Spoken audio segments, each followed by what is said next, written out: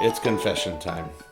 I woke up really grumpy today.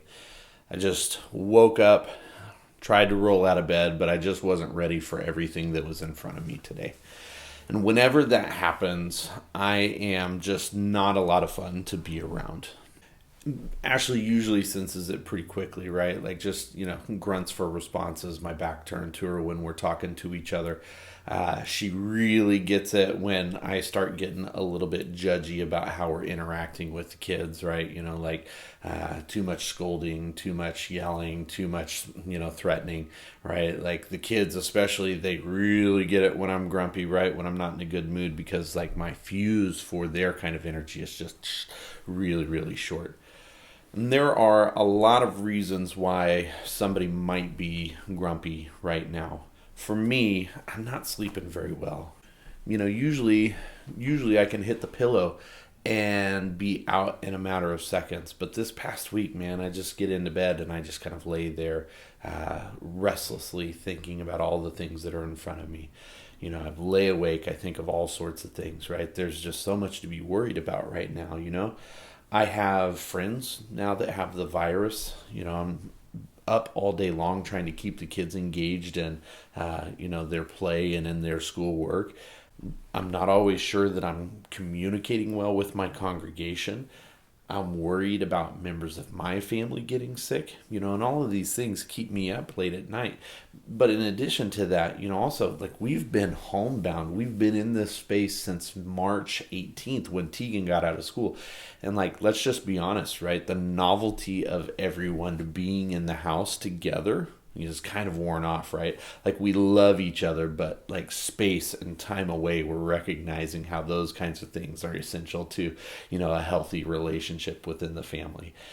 Being more or less homebound, means a lot of things. It also means that we're cooking a lot of our meals at home. And I'm just be honest, I'm tired of my own cooking at this point.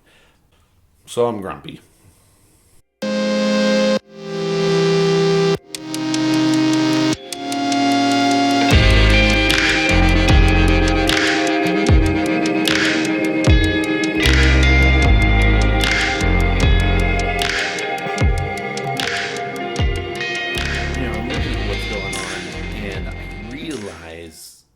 I need to find some rest. So yesterday, obviously I didn't put out a video, right? I tried to step back from that and have a restful day, right? Making these videos has been most of what I've been doing over the past couple weeks, right? And I felt like if I stepped back from making a video, then that would help me get the rest that I needed. But just taking the work away actually turned out to not be all that helpful for me. This is such a unique time, right? We're forced to be home. Therefore, I think we think that we should be able to find a little bit more rest. But that is not the reality of all of this. I'm at home, but I'm not at rest, right? You're at home, but that doesn't mean that you're instantly at rest. Think about it.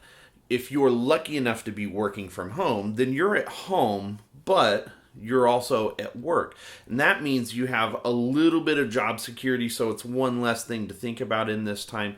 But you've got a whole new set of interpersonal dynamics at home that you have to navigate. On the other end of this spectrum, right, if you're home but you're not working, are you resting well? Is your mind at rest, or are you worried about the future, right? Worried about your job status, worried about where your rent's going to come from, worried if you're going to have enough money to see yourself through all of this. That's not restful either. And, if you're not getting to stay home, right, like, and you're going out to work, what's running through your mind right now? Are you still worried that maybe I'm going to be the one that contracts the virus because of a stranger, or maybe a careless coworker?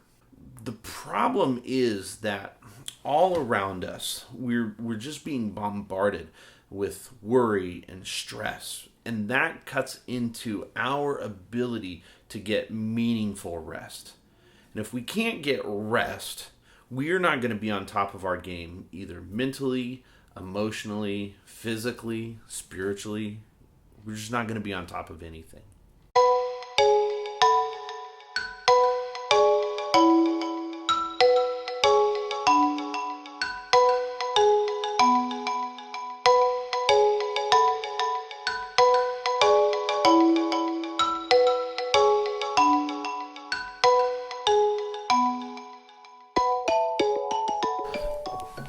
So what do we do about not having any rest?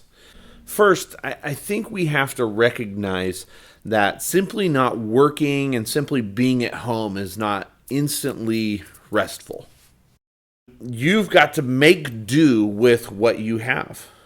So I've done this thing. I've made a list of things that you can do to try to find a little bit of rest in your life. You know, if you're not relying on it too heavily, watching some TV can be a real escape from this moment.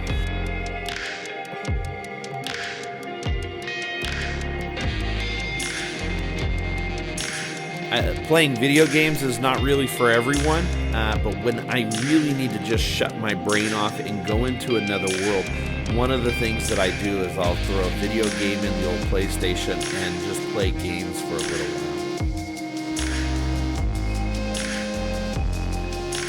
But the real way to get into another world is just to pick up a book and read something. You know, what about exercise?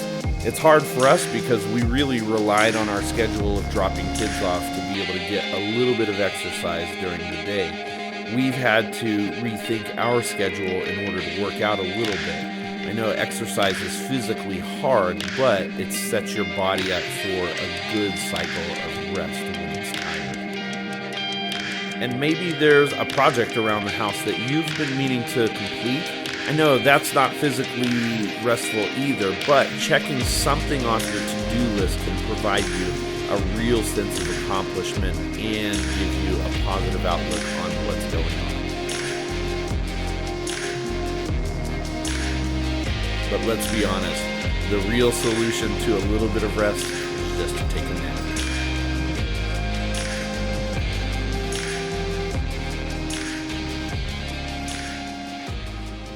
Another thing that I didn't really realize had gotten out of rhythm was just that morning routine that I have. You know, most mornings over the last couple weeks, I would just roll out of bed and get the day going in my pajamas. Today, I just had to change that. You know, I had to get out of bed. I had to go clean some stuff up. I had to get myself, just made up. I did my hair, put clothes on, did the whole thing. But finally, I think maybe the real core question here is, what are you doing to stop and listen? See, I'd gotten out of the rhythm of my morning routine, but I'd also gotten out of the rhythm of just waking up and thinking about my day through the lens of like gratitude and hopeful expectation. So this morning, in addition to getting up and just, getting dressed and getting made up for the day, I got up and I spent 10 minutes of just thinking about what had happened the day before, giving thanks, expressing gratitude for those moments, but then starting to look through this day in advance, with kind of a hopeful expectation for what would come, for what would develop. And then I looked forward to the day to come and just really wrapped my mind around that and started to develop a hope for what could happen. Now, I'm not saying that it was perfect. It wasn't like a perfect day. We still had struggles with kids, but I am a little bit less grumpy now because I've had an opportunity to think about the day and I'm not just reacting to everything that's happening inside the house. And for now, that feels good. We'll see how tomorrow goes. But that's it, right? Why don't you do this? Let me know how you're getting rest. Let me know if you're getting rest, right? Let's start a conversation down in the comments section. Don't forget to do all the like and subscribe stuff, right? But I'll be back tomorrow with another one. I love you guys. I hope you stay safe. I hope you stay healthy. And I'll talk to you tomorrow.